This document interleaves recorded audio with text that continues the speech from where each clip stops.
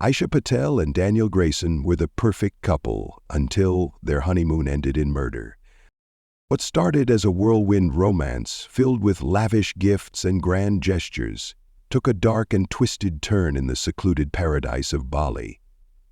Friends and family had seen the love between them, but beneath the surface lurked something far more sinister. By the time Aisha realized the truth, it was too late.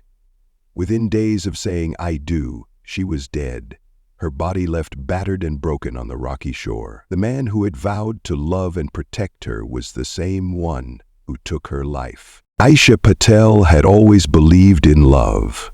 Raised in a close-knit family, she had spent her childhood hearing stories of grand romances and enduring partnerships.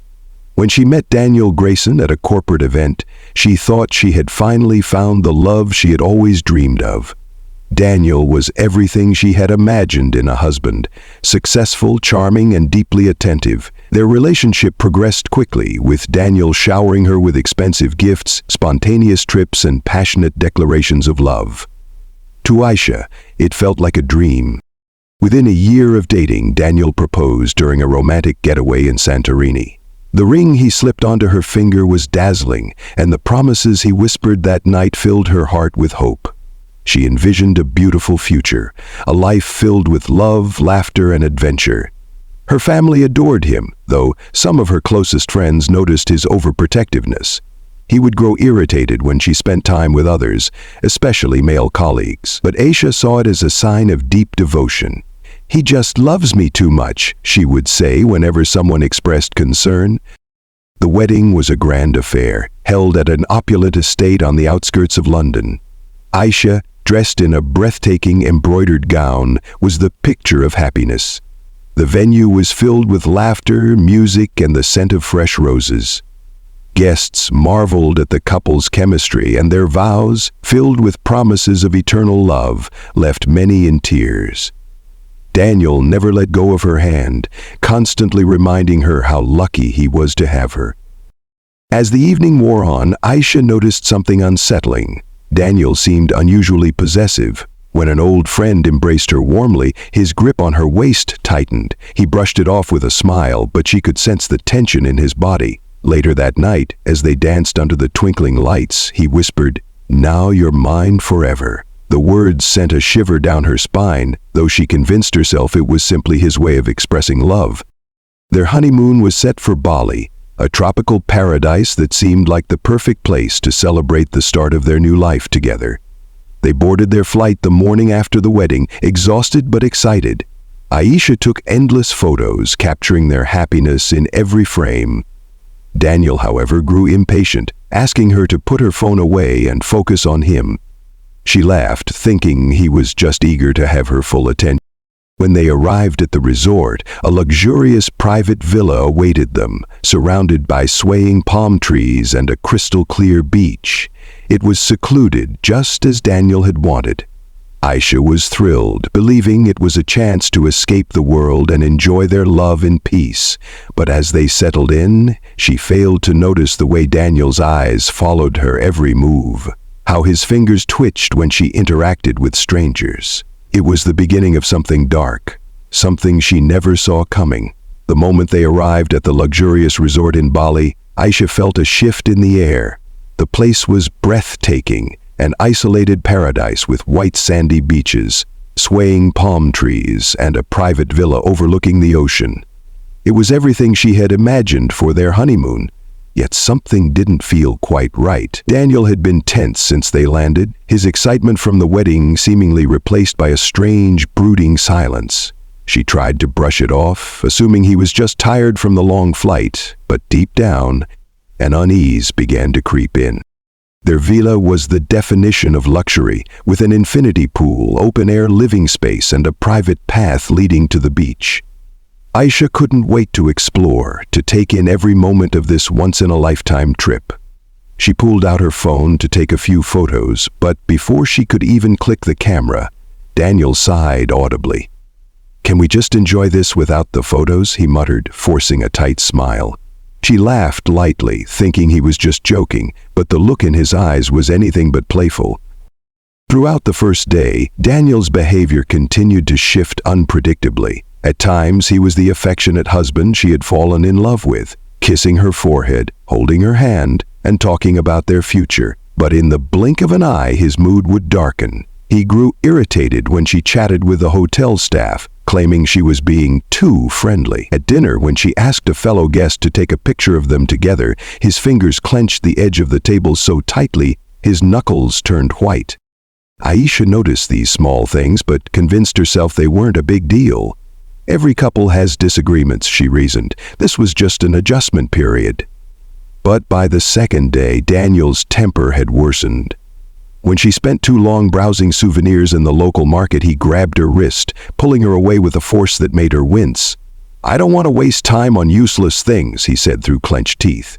Later, when she hesitated before handing him her phone to check their itinerary, he snapped, "Why are you acting secretive? Do you have something to hide?" His sudden accusation left her stunned. That night, Aisha sat on the edge of their bed, staring at the reflection of the moon on the water. The man she had married seemed like a stranger. She thought back to the moments before the wedding, the possessiveness, the way he always needed control. Had she ignored the signs?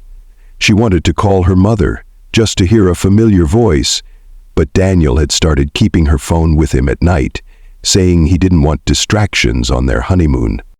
By the third day, the isolation of the resort felt suffocating. She was miles away from home, from anyone who truly knew her, and the man she had trusted with her life was no longer the man she thought he was. Aisha woke up to the sound of waves crashing against the shore, but instead of feeling at peace, a deep sense of unease settled in her chest. The past few days had been a whirlwind of tension, shifting moods, and quiet fear. Daniel had become unpredictable, his love laced with something sinister. She wanted to believe this was just a phase, that the stress of the wedding and travel had changed him temporarily, but a nagging voice in the back of her mind told her otherwise. She moved quietly, slipping out of bed to step onto the balcony. The morning air was warm, but a shiver ran down her spine. She thought about calling her mother, her best friend, anyone who could give her a sense of normalcy, but her phone was nowhere in sight. Daniel had taken the habit of keeping it with him, always with an excuse. "So we can be present," he had said the night before when she reached for it. "It's our honeymoon, Aisha. Why do you need your phone all the time?" She hadn't argued, not wanting to trigger another outburst. The staff at the resort had started noticing the shift in Aisha's demeanor. The once cheerful and talkative newlywed had become quiet, her smile forced, her laughter absent. The housekeeper had walked into the villa one afternoon to find a broken glass on the floor and a trail of red on the counter where Aisha had cut her hand cleaning it up. A waiter had overheard a hushed argument at dinner, Daniel's voice sharp and demanding, but no one dared interfere. After all, they were just another couple on their honeymoon, and tension wasn't unusual. Aisha became hyper-aware of her movements, of the way she spoke, of the way Daniel watched her constantly. If she laughed too much, he would grow quiet. If she seemed distracted, he would question her. If she looked at her phone, he would demand to know who she was thinking about. The isolation of the island made her feel trapped, the villa no longer a romantic escape but a prison. She started avoiding conversations with other guests, fearing it would set him off. The resort had a few honeymooning couples, and on the first night, she had struck up a friendly conversation with a woman named Sophie by the pool. Daniel had stood by her side, smiling and nodding, but the moment they returned to their villa, his mood had shifted. "You looked a little too interested in that conversation," he had said flatly. She had dismissed it, but now, 3 days later, she found herself deliberately avoiding people, afraid of what might trigger his next burst of anger. One evening, as she stepped out of the villa for a walk alone, Daniel's grip tightened around her wrist before she could leave. "Where are you going?" he asked, his voice low but firm. She forced a smile, trying to mask the fear rising in her throat. "Just to get some air." He held her gaze for a long moment before letting go. "Don't be long." Aisha realized then that she was no longer just his wife, she was his possession, and the more she tried to pull away, the tighter his grip would become. The storm rolled in just after midnight. thick clouds swallowing the moon and plunging the resort into darkness. The sound of rain hammering against the villa's roof mixed with the distant crash of waves. Aisha sat on the edge of the bed, her heart pounding in her chest. She could hear Daniel moving around in the other room, the sharp clinking of a glass against the counter. He had been drinking again. Dinner had been tense. Aisha had barely touched her food, her appetite stolen by the growing dread in her stomach. Daniel, on the other hand, had been on edge the entire evening, his mood shifting unpredictably. He had accused her of flirting with a male staff member when she simply thanked him for refilling her drink. His grip on her arm under the table had been tight, his whispered words laced with warning. "You're my wife. Act like it." Now, alone in the bedroom, she could feel the weight of his anger even through the walls. She needed to leave, to escape, but how? The resort was miles from the main town, surrounded by dense jungle on one side and an unforgiving ocean on the other. She had no phone, no passport, no money. Daniel had taken control of everything. Her pulse spiked when she heard his footsteps approaching. The door swung open, and there he stood, his shirt slightly unbuttoned, his eyes dark with a mix of alcohol and fury. "Why are you sitting here like a ghost?" he asked, his voice unnervingly calm. Aisha swallowed hard. "I'm just tired," she murmured, hoping to diffuse whatever was brewing inside him. But Daniel wasn't looking for peace. He stepped closer, tilting his head as he studied her face. "You've been distant all night," he said. "Are you unhappy? Am I not enough for you?" His voice was deceptively soft, but Aisha had learned that it was in these quiet moments that his rage was at its most dangerous. She shook her head quickly. "No, of course not. I'm just not feeling well." Something in her voice must have betrayed her fear because, in an instant, his hand lashed out, striking her across the face. The force of it sent her reeling, her head snapping to the side. The sting burned, but she bit back the cry rising in her throat. Reacting would only make it worse. But Daniel wasn't done. He grabbed her wrist, yanking her to her feet. "I do everything for you," he hissed. "And this is how you repay me?" His fingers dug into her skin, his grip tightening. Aisha struggled, trying to wrench free, but it only fueled his anger. He shoved her backward and she stumbled against the dresser, knocking over a lamp. The crash echoed through the villa. Her instinct screamed at her to run. Without thinking, she turned and bolted toward the door. The storm outside was raging, but she didn't care. She had to get away. Behind her, Daniel's footsteps pounded against the floor, chasing after her into the night. Rain poured down in heavy sheets as Aisha sprinted across the resort's winding pathways, her bare feet slipping against the wet stone. The storm howled through the palm trees, drowning out the sound of her own panicked breaths. She didn't know where she was going. All she knew was that she had to run. Behind her, she could hear Daniel's voice, sharp and furious, cutting through the downpour. He was close. Too close. Lightning flashed across the sky, momentarily illuminating the darkened resort. Aisha's heart pounded as she reached the edge of the beach, where jagged rocks jutted out from the sand. The ocean churned violently, waves crashing against the shore with relentless force. There was nowhere left to go. Footsteps pounded behind her, faster now. Before she could react, a rough hand grabbed her wrist, yanking her backward with brutal force. She stumbled, nearly falling, but Daniel held tight, his grip unyielding. His face was twisted with rage, his breath hot against her skin. "You think you can run from me?" he snarled, shaking her. The storm raged around them, but his voice cut through the chaos like a blade. "You're my wife. You belong to me." Aisha struggled, kicking and twisting, but he was stronger. He shoved her backward onto the wet sand, and for a brief moment the wind was knocked out of her. Before she could get up, he was on her, his fists raining down with terrifying force. Pain exploded through her skull as his knuckles connected with her cheekbone. She tried to scream, but the storm swallowed her cries. The world blurred around her, the taste of blood filling her mouth. Everything was spinning, her thoughts, the sky, the crashing waves. She had to fight back. She had to survive.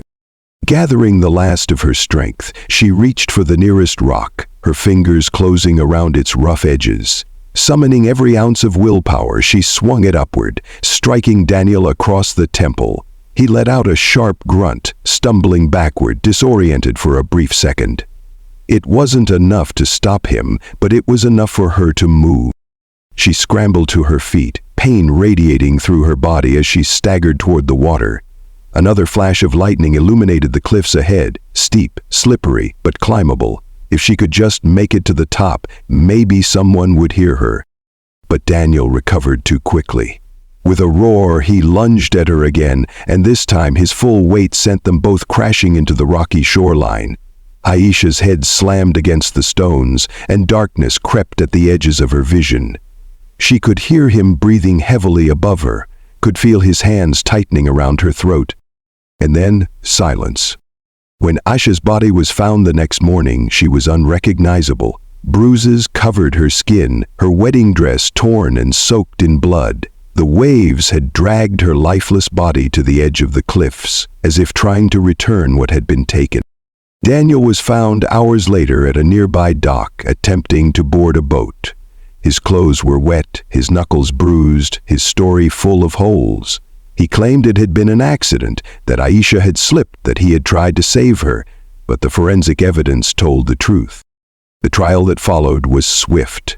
Witnesses came forward, staff members, guests, even a housekeeper who had seen the bruises forming days before Aisha's death. The jury needed only a few hours to deliver their verdict, guilty of murder. Aisha's family never recovered from the loss. Her parents turned their grief into action, founding an organization to help victims of domestic abuse. Her story became a cautionary tale, a reminder that sometimes even the grandest love stories hide the darkest secrets. The courtroom was silent as the judge read out the sentence. Life in prison.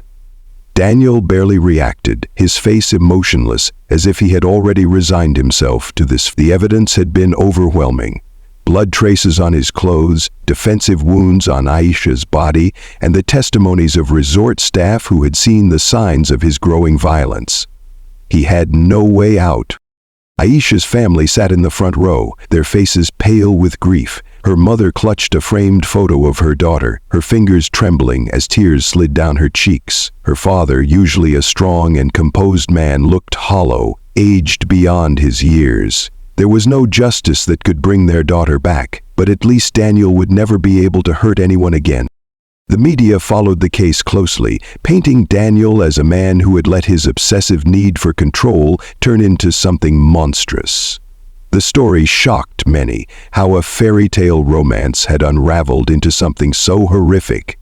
Women who had once dreamed of love began looking at their own relationships with caution, wondering if they too were missing the warning signs. In the months that followed, Aisha's family worked tirelessly to raise awareness about domestic violence, turning their pain into a purpose.